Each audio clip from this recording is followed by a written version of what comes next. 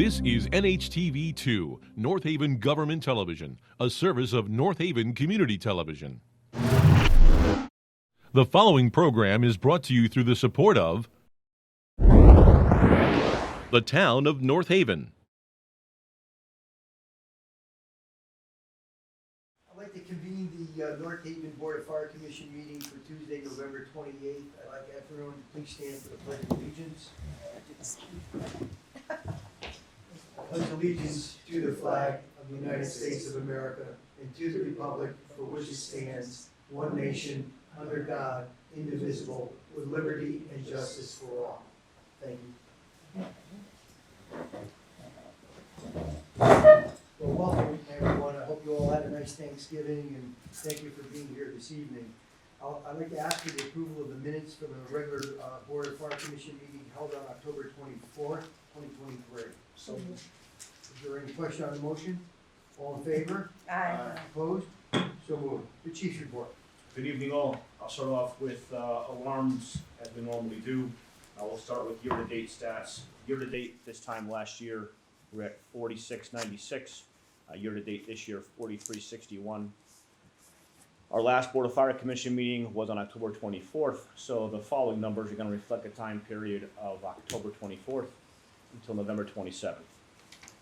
So since our last meeting, we've had 19 incidents in which the fire department provided transport or ALS assist, 29 incidents response to the highway, 140 incidents in which there was just an ambulance dispatched and no fire unit was required, 227 incidents in which there were multiple incidents occurring at the same time.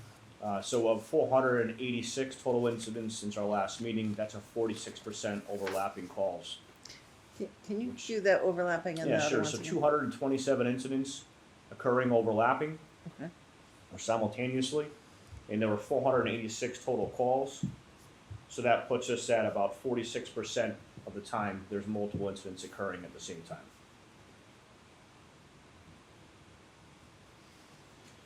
Regarding the budget, so we're going to go through period 5, which we're not quite done with period 5 yet, but we're only a couple days away, so these are going to be pretty accurate.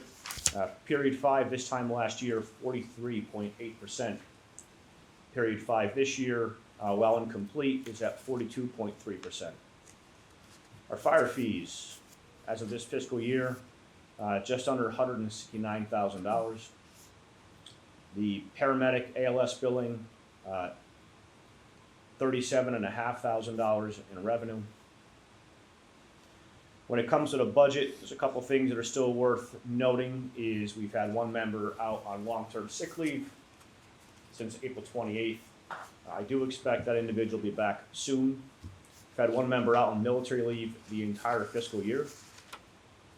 And of course, unfortunately, recall that we had a fatality on December 26th. And that replacement won't finish the academy for some period of time still, another few weeks at least.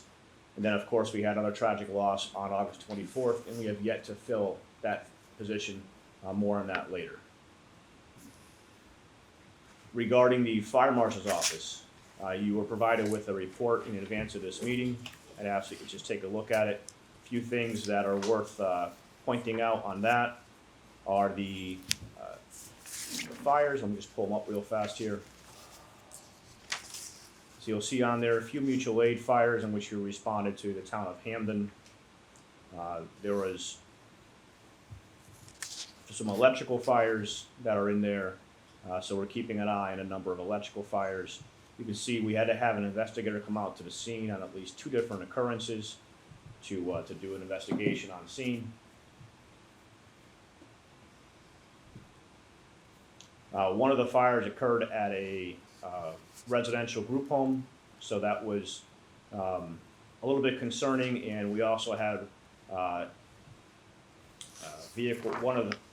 couple of vehicle fires, one of which was in fact an arson fire, which we're investigating as well. For the inspections, 9 plan reviews were conducted in the month of October. 52 permits were issued. With 58 requests for records and 11 different public inquiries. And that pretty much sums up the fire marshal's office for the month of October.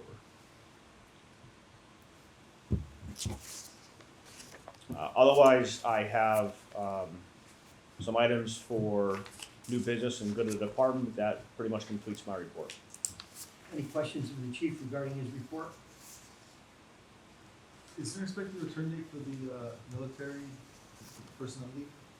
Yeah, so I actually traveled there on Thursday to the Pentagon for his retirement, and so he's relocating up here shortly.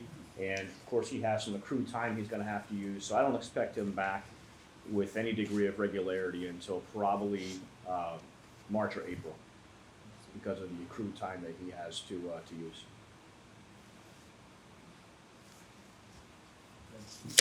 Just a quick question on the public inquiries. What are those? Are those like someone calls and asks a question and? Yeah, so we Is it started to approved? track that because, again, there's only value to something if you track it. And so we have a number of phone calls that come in with people that are searching for underground oil tanks. That takes time for our staff to go down and pull property records and look at simple fire, questions about, can I keep a gas grill on my deck or can I not? How far does it have to be? So we just track those things because they require some research in some cases and a response back. And so it's just something we're keeping track of. Okay. So is it one person that tracks? There is, yeah, yep. Yep, and so anytime that we get something, we typically send it to that person so that they're aware and they keep track of it throughout the month. Any other questions for the chief regarding his report? Hearing none, we'll move on to correspondence. Chief, have you received any correspondence? Other than the usual day-to-day correspondence, I don't have anything out of the ordinary. Have any of the commissioners received any communications or correspondence? Hearing none, we'll move on to old business of the department. Old business, I have a couple of things for you. The apparatus that are in order are due to arrive in May of 2024. We're getting a little bit close to that date now, considering where we started, and building some reliance in that delivery date. If it changes now, it shouldn't change by very much. So we are anticipating 2 apparatus to arrive sometime in the spring, looks like May. And the only thing to keep in mind, and this is regarding the budget, is until those apparatus arrive, we continue to incur a cost of $3,000 a month in the apparatus line because we're leasing an apparatus. That was not budgeted for, but we need to do that in order to maintain any degree of operations in our fleet. So when those apparatus arrive and we place them into service, I anticipate I'm relinquishing that leased engine. And that's what I have for old business. Chief, that leased engine, has that been performing well? Any reason for mechanical or repairs other than maintenance? There's been some mechanical repairs to it, but all in all, it's been a good apparatus for us. The vendor that's providing the lease is pretty responsive to repairs that need to get done so that it stays operational most of the time. It's not being used as a frontline apparatus just because it's not set up for our use. But it is something that's there and serving as a second apparatus in one of the stations, and it's commonly referred to as Engine 4 right now. And just sort of an update on how the apparatus that we have right now have been running, like in the last month. Can you give an update of any? No significant changes from what I've shown you in the past, and I don't have that printed to give to you tonight because it's gonna pretty much be the same from month to month. We are constantly struggling in trying to balance the fleet, whether it's a rescue out of service, engines out of service. Most recently, the ladder truck is out of service and we had to use a spare. We unfortunately run down to about 4 engines at times in the entire fleet that's operational. That's not gonna change until we take delivery of these apparatus in May. I tell you, I was at fire headquarters, meeting with the chief yesterday for I don't know, half hour, 45 minutes. And there was one time while we were there were 4 simultaneous calls within minutes of each other. It just was mind-boggling as to how quickly the calls have been coming in, medical calls predominantly. And so when you look at a 46% overlap, almost 50% of our calls are overlap. That's unbelievable. And we have calls that are just going unanswered, unfortunately, just because of that. Are these two trucks replacing trucks? They are, yeah, our intention is to replace, two in the fleet, one definitely in the fleet, and then one will probably put into a training role like we've talked about. Have, you know, as far as you know, have there been any incidents where, you know, an apparatus couldn't get to a call because it wasn't working? Sure. Okay. Yeah, Excuse me. Thank you. I wouldn't say it happens regularly, but it happens, yeah. Okay. Yep. I'm just Most of thinking in the the apparatus- next, last month. if Yeah, you know. most of the apparatus is set up where, short of a catastrophic failure, the computers and so forth in them will drop them down into basically a safe mode, where you can operate at a 15 or 20 miles per hour. So it's a significant delayed response. That happens, unfortunately, from time to time. Any other questions regarding old business? New business of the department. So what I have for new business is the fire department workshop is taking place on Saturday, January 13th at 9:15. It's a target start time, so I typically get there at around 9 o'clock or so. I anticipate that going about an hour and a half, hopefully no more than that. So any commissioner that would like to attend is welcome to do so. One of the things that we are going to schedule for April is keeping in mind that the two tragic line of duty deaths that we had over the last year. Talking to a lot of other departments that have had similar tragedies, it's best to set aside one particular day for memorial service. We'll still do something small on the anniversary dates, but for the purposes of the membership and the families and so forth, we're going to schedule one day. I've been in touch with the families of both firefighters and some other membership, and we're targeting right now April 7th, which is a Sunday of 2024, for a memorial service. Details are still coming together for that, but for the time being, I'm asking everybody to put the date aside. I think eventually we might move that to the first or second week in April, which actually falls on National Fallen Firefighters Day. Unfortunately, that first weekend in May is the same weekend that Lieutenant DeSimone will be recognized at the National Fire Academy. And so that weekend is kind of not available to us because there'll be a requirement for us to be in Emmitsburg for that weekend. So we're looking at the April 7th right now, and you know, coincidentally, whether it's April or May, it's kind of going to be at about the halfway point between December and August. And so I think it will be well. The weather will cooperate. Hopefully by then, there better not be any snow at that time of year, and we should be able to put together a service for our fallen firefighters that's both respectful and is going to make the families proud. Chief, So. in your email, there was initials started with an L. Sorry?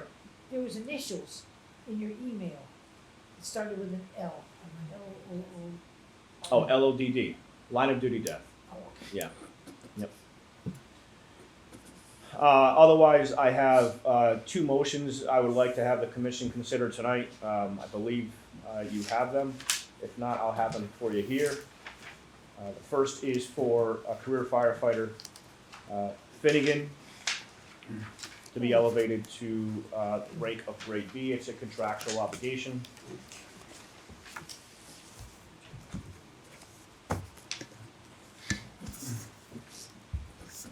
So that's Do you have a motion?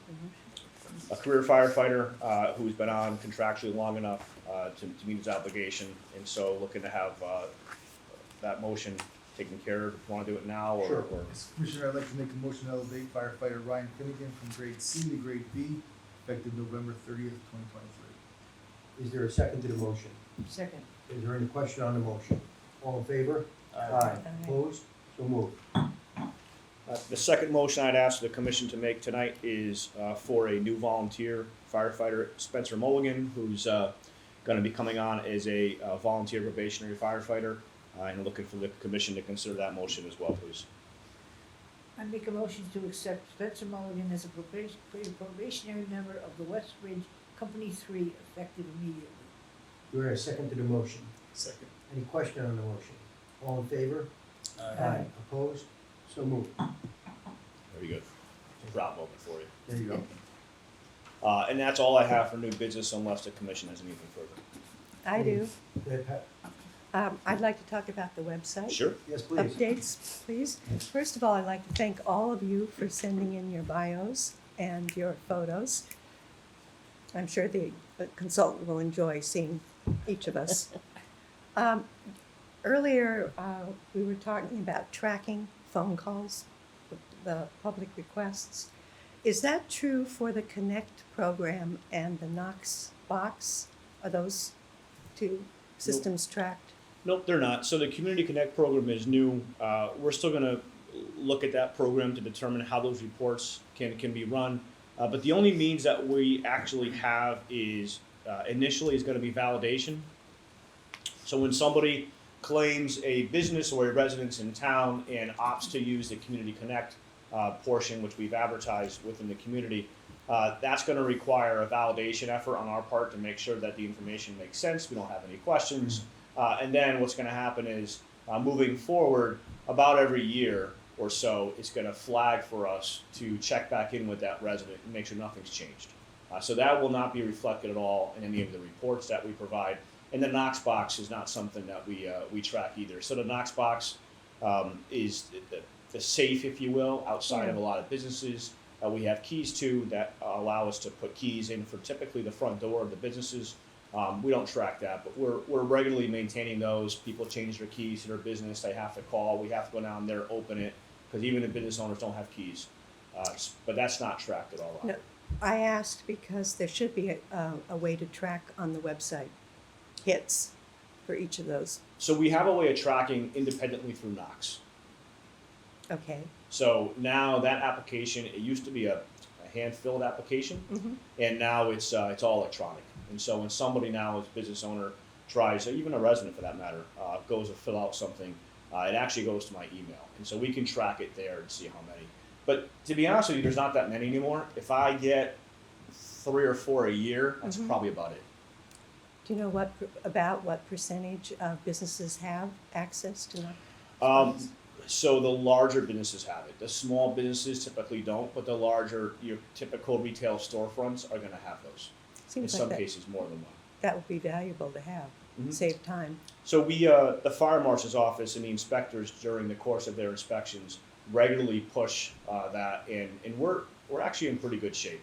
It doesn't take very much for us to convince business owners that if they don't put a Knox box up, we're probably gonna take their door in. Yeah. And so we usually are able to compel people to do that pretty well. Okay. And regarding the bios that are going to be up on the website, we don't really have any contact email for the town, for each of the commissioners. Is that something that has been discussed before? Or can we get email contacts?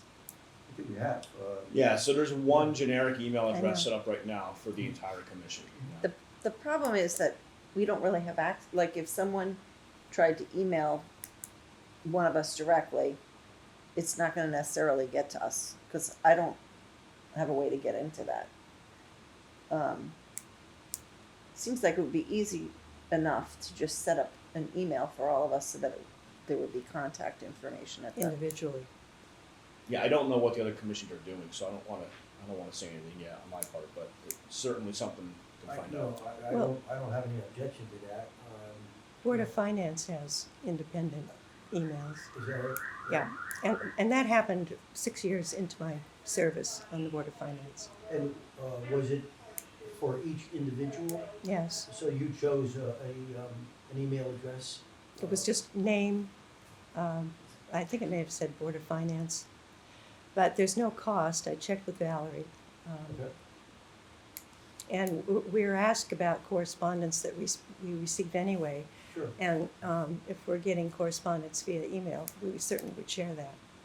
Yeah, I think we can emulate what the Board of Finance has done, if it's, Pat Brown, Fire Commission, Yes, whatever. yeah. Okay, Let's, unless anybody has any objection to that, let's let them do that. Mary Jane, are you okay? Yeah. So what do we do? I don't know, I don't know Do you how want me to that follow is. up with Valerie? Yeah, I guess, I'm assuming Val coordinated that?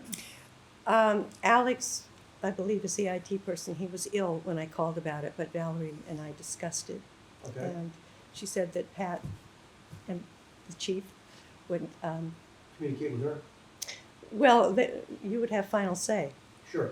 Yeah, but All right, it sounds that'd like be fine. We could communicate with Val, make her aware that we're all in agreement with that, and whatever the process is in order to implement that, if the IT person coordinates that for us, we're gonna ask him to do so. and then we can put it on our Absolutely, bios. absolutely. Okay, Yep. sounds good. I think that's all I have on the website. Thank you for spearheading this. It's a long time overdue, but thank you for, absolutely, appreciate that. Anything else under old business? I'm sorry, new business. Good of the department. Chief? Sure, I have a few things for you. The first being, I invite you all to attend the graduation of Recruit Finnegan, who will be graduating from the Connecticut Fire Academy on December 8th at 1:30 at a large venue in Bloomfield.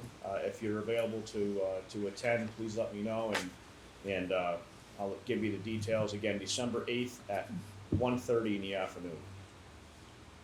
If you haven't been to a graduation before, I'd encourage you to try to make one.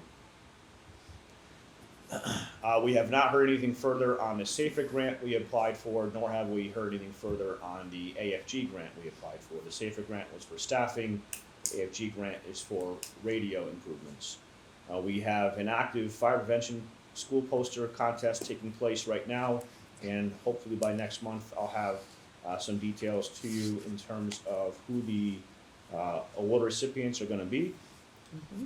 One other thing to keep in mind is our 2024 meeting dates have moved to the third Tuesday, so next month, I believe is going to be the fourth Tuesday still. Correct. Am I correct? But it's gonna be 6:30, instead of correct. 6. It's the third week It's a- of the Christmas. It's, I thought it might have been, then. Okay, Yeah. so really, this is our last fourth Tuesday then. So next month is gonna be the third Tuesday at 6:30, and then moving forward will be the third Tuesday from that point on. I wanna go over a few things with, sorry, one thing before I do that. Laterals has been posted, so that our need for a additional firefighter. I've posted for a lateral position of an EMT or a paramedic. That closes on December 8th. That's been out now for several weeks, and to date, we have no applicants for a lateral firefighter position. If there's nothing further, I wanted to get into the budget prep for next year. Please. So the budget is due, as we've discussed, Monday, and so I can give you a preliminary idea of what we're looking at in terms of budget requests for next year. So some minimal increases to a couple of lines within a few $1,000s only. I don't think it's worth necessarily talking about at this meeting. I'll cover what I anticipate to be the higher end items here. So EMT training, I'm looking at a significant increase in that line. One of the things that we've been unable to do is attract paramedics to our ranks. So those are individuals who are paramedics already, who have an interest in becoming a firefighter. We've had quite a bit of success in attracting EMTs. There seems to be a number of individuals out there that are EMT certified that want to be firefighters, but paramedics, as we've talked about for a long time now, we struggle. We struggle to attract paramedic firefighters. And so one of the things I need to begin to consider is if we continue to hire EMTs, we need to be able to send them to paramedic school. And so there's a hybrid program that started that we have 2 firefighters in right now, 2 of our EMTs. I use that as kind of a pilot program. It was a pilot for us and a pilot for Yale, which is the sponsoring agency that's running the program, to see how it would work out. We are several months in, more than halfway in at this point into the program, and it looks like it's a good program to consider. So we need, if we're going to maintain the level of ALS that we provide in the community, we need to be able to send paramedics, EMTs to paramedic school. And with that comes a tuition cost and the cost for their attendance. Do we know what the tuition cost is? I know we've got 2 in class now. So the tuition is $11,000 each. and that does not include their time that we need to pay for them to be in class. I'm assuming the class cost is gonna continue to rise. Yeah, I don't expect it to rise too much. And if it does, I think much like the Connecticut Fire Academy for recruit, which brings me to my next one, hasn't risen substantially. We need to increase the training line by about $30,000. I'm anticipating some retirements in the next couple of years, and if we also are successful in hiring any additional firefighters, we have to send them to Recruit Fire School. Recruit Fire School is $7,500 per candidate. It's gone from about $6,800 to about $7,500 in the last few years, so it's pretty consistent. But if we were to send if we were to send 2 or 3 to recruit school, it's going to take a pretty big impact on that line, and we have other needs for that line as well related to fire training. There's going to be an increase in the contractual replacement staffing line. That increase is due to an increase of wages and an increase of sick time within personnel. It is not entirely driven by the number of vacation days. In fact, the number of vacation days throughout the workforce has dropped because the workforce has less seniority as a whole than it has in the past. And I'm prepared to show that at a later date, how that number's actually gone down. So this increase is again due to 2 reasons: anticipated wage increase and an increase in the sick time. One quick question about having added, when did we actually have above 10 on any shift? We only really have it in effect on one shift right now, And when did that start? probably about a year ago. So it was a whole year of one person, okay.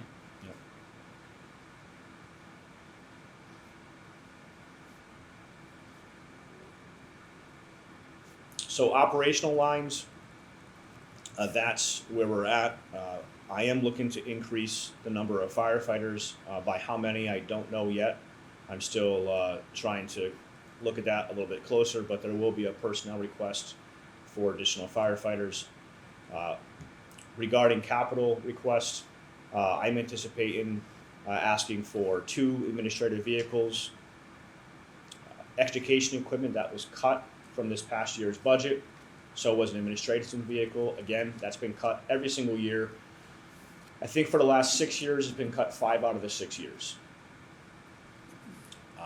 One thing that I'm anticipating is a significant request for PPE. So there's been following a public act, you can look it up, it's 22-139. There is a guidance document issued by the state of Connecticut in which the model plan for all fire departments in the state, the minimum is that all firefighters have 2 sets of everything. So that is everything from boots to gloves to hoods to helmets to the turnout pants and coats. That is not something that we currently have for all of our staff. As you may recall, a number of years ago, we actually set up some money aside, about $8,000 a year, to make sure that we are within compliance of all firefighters having gear that's less than 10 years old, because that's also a standard, is that this equipment can't be more than 10 years old. This document that was passed in July brings that up a step further. So we're looking at a few $100,000 that we need in order to bring our staff, our personnel, both volunteer and career, to a point where they have 2 sets of everything, and this is all for cancer reduction efforts. So there's a lot of research coming out about how contaminated gear is leading to a high frequency of cancer in the fire service. If you just think about a simple fire, and it doesn't even have to be a building fire, it can be a car fire, a dumpster fire, it can be anything. The contaminants that are on a firefighter's gear are left on the gear until it's washed. Our ability to be able to wash gear is a little bit hampered right now because we have to time the ability for the firefighter to wash his or her gear with when they're going to be off duty.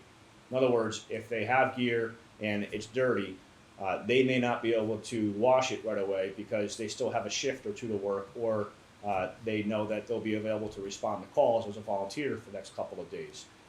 So they'll frequently time when they're going to launder their gear, their PPE, with when they're going to be off or they know they're not going to be available. That period of time is exactly what we're trying to prevent, is the period of time that those firefighters continue to wear that equipment, which is going to have contaminants on it and potentially lead to cancer. So it's something that we anticipated coming out, and of course, as of July 2023, it did. So you'll probably be hearing about this from a number of fire departments. After we met, I looked up Dr. Baxter Yeah. and saw several of the videos that, She's really an amazing person and a great speaker if you can find her online. And Yes. she has, if you adhere to what she's saying, she's actually going as far as saying that there could be no cancer in the fire service if these steps are just taken. And that's really important, I think, for all of the personnel of the department, career and volunteer. so the washing machine that's utilized for washing the gear, how long is the life expectancy of that machine? So we have two right now. One is probably going on 10 years old, and one is probably going on 4 or 5 years old. It's something that we need to continue to look at. The life expectancy is probably somewhere around the 15-year mark. And it's not as easy as just putting in a washer and dryer. There's a lot of standards that go into it now in terms of separation of the contaminants from the water, because we don't want those contaminants going into the water system either. And so it is a bit of a process to increase the number of washer and dryers. So Chief, as of 7th of July of this year, this is a standard by the National Fire? This is being put out by the state of Connecticut. Or state of Connecticut. So this is a state law? It's What is it? it's a minimum. It's a plan. It's basically it's a maintenance and remediation of toxic substances on turnout gear. It's a statewide model plan, and the intent, you can look it up, is specifically that it serves as a minimum foundation for each fire department. Because I anticipate us making this proposal to the Board of Finance. Sure. And they're going to indicate, well, this is not mandated, it's suggested, and, That's entirely their prerogative. yeah, of course. I just think that it's going to be difficult to take that position when you're looking at firefighters that are putting their lives on the line every day, not only from a traumatic loss, but also from exposure to cancer. I absolutely agree. I would anticipate that argument. They'll have all the information. Yep. There's going to be a $300,000 request for the second installment of apparatus.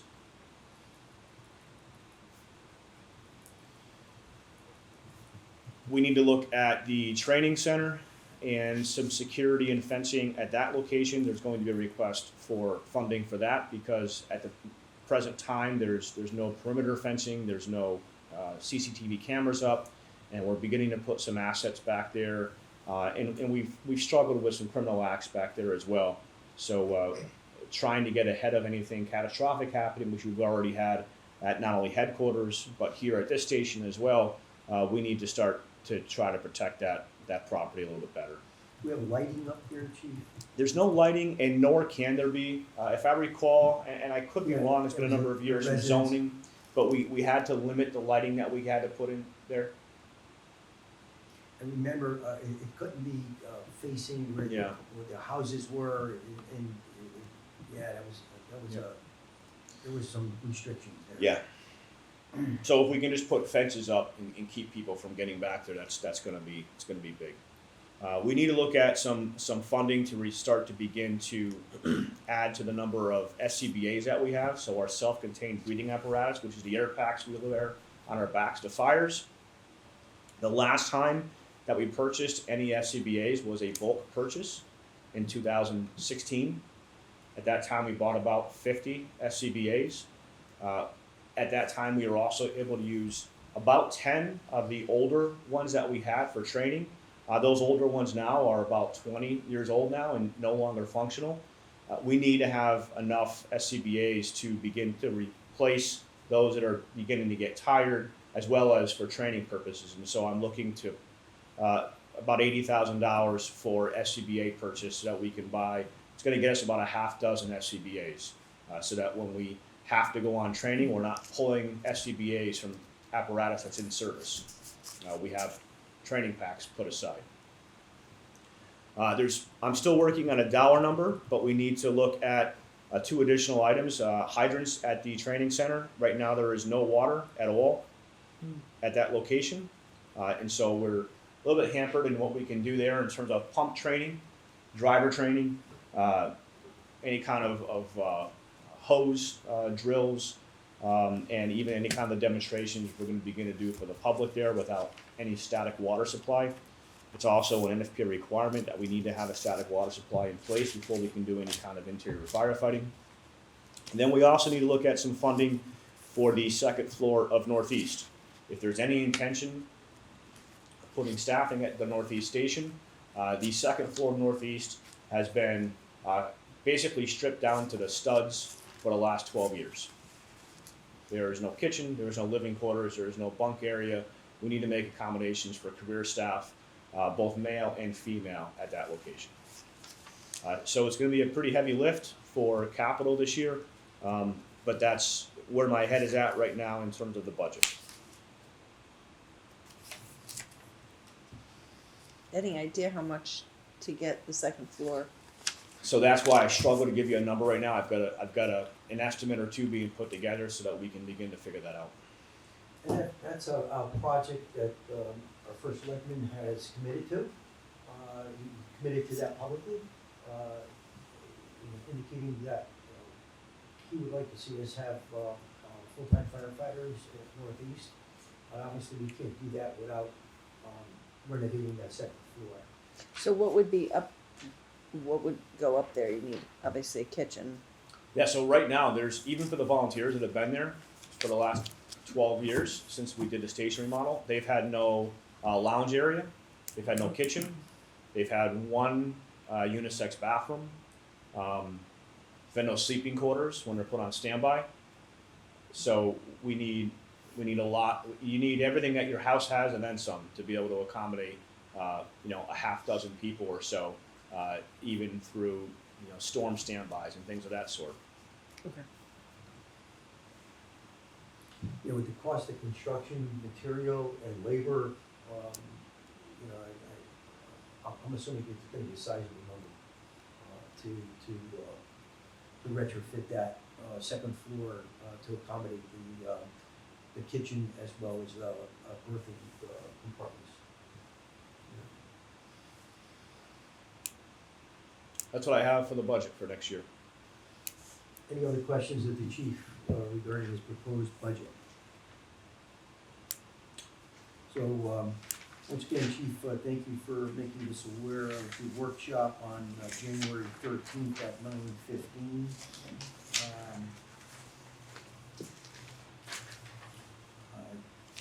Jen, I'm hopeful that you'll be able to join me and the chief that morning. Yeah. I'd appreciate if you would be able to do that. Yep. I think it's important for us to show and have a unified presence. Yep. So thank you. Anything else there, Chief? Nothing further for good of the department. All right, so there's no one here for public comments. I'll entertain a motion to move into executive session. All in favor? So moved. Oops. I'd like to reconvene the Tuesday, November 28, 2023 North Haven Fire Commission meeting to order.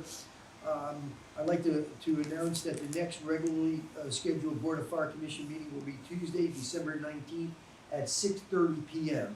here at Montauk's Company 2. That's 30 minutes later than our normal meeting. We anticipate First Selectman Mike Frieden to be here to reorganize the commission. Any further business coming before this commission? Hearing none, I'll entertain a motion to adjourn. So moved. Do I hear a second? Second. All in favor? Aye. Thank you very much. This meeting's adjourned.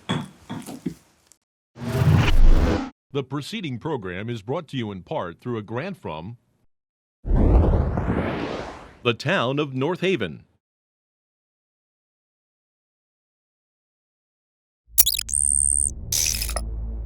Watch town meetings or other videos on demand at nhtv.com.